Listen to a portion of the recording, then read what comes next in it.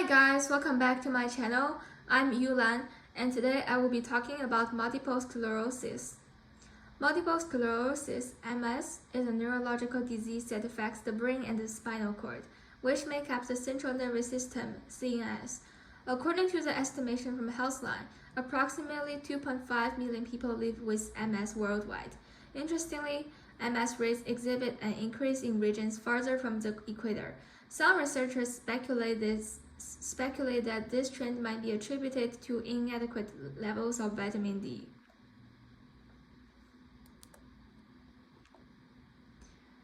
The symptoms of MS may differ greatly from person to person due to the variety of nerve fibers affected. Though some of the common symptoms include numbness or weakness in one or more limbs, usually on one side of the body at a time, as well as tingling, electric shock sensations that accompany specific neck movements, also known as Lermite sign. Lack of coordination or steady gait or difficulty walking, partial or complete vision loss, typically in one eye with potential pain during eye movement, prolonged double and blurry vision, vertigo issues with sexual, bowel, and bladder function, fatigue, slurred speech, cognitive difficulties, and mood disturbances.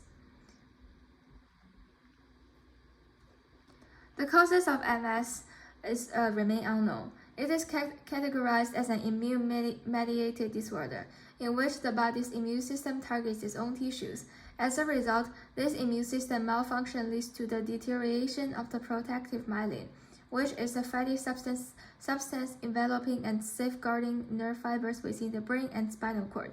An analogy can be drawn between myelin and the insulation on electrical wires.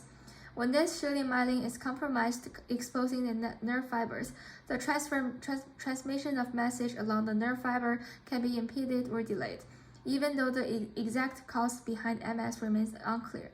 It seems that a combination of genetic and environmental factors may contribute to its onset. There are many risk factors for MS, with sex being one of the greatest. MS is 3 times more common in females than in males. Genetic factor also plays a vital role in the occurrence of MS.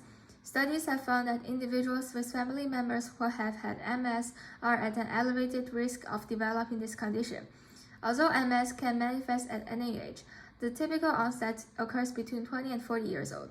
Certain infections such as Epstein-Barr have been correlated with MS. Race could also be a risk factor for MS.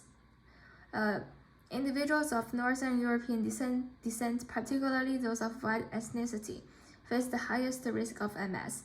Conversely, people of Asian, African or Native American with MS from Black and Hispanic backgrounds might be greater than previously assumed. As aforementioned, low levels of vitamin D and limited sunlight exposure correlate with an increased risk. Finally, smokers who experience initial symptoms signaling MS are more likely than non-smokers to subsequently develop a second event confirming relapsing-remitting MS.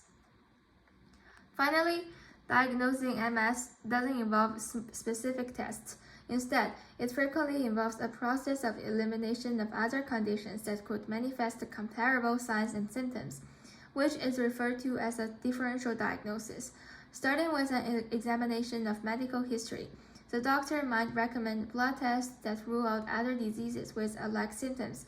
Lumbar puncture, MRI, and evoked potential tests may also be used to diagnose MS. Currently, there's no cure for MS. Treatment primarily centers around expediting recovery from attacks, diminishing new radiographic and clinical relapses, decelerating the disease progression, and managing its symptoms.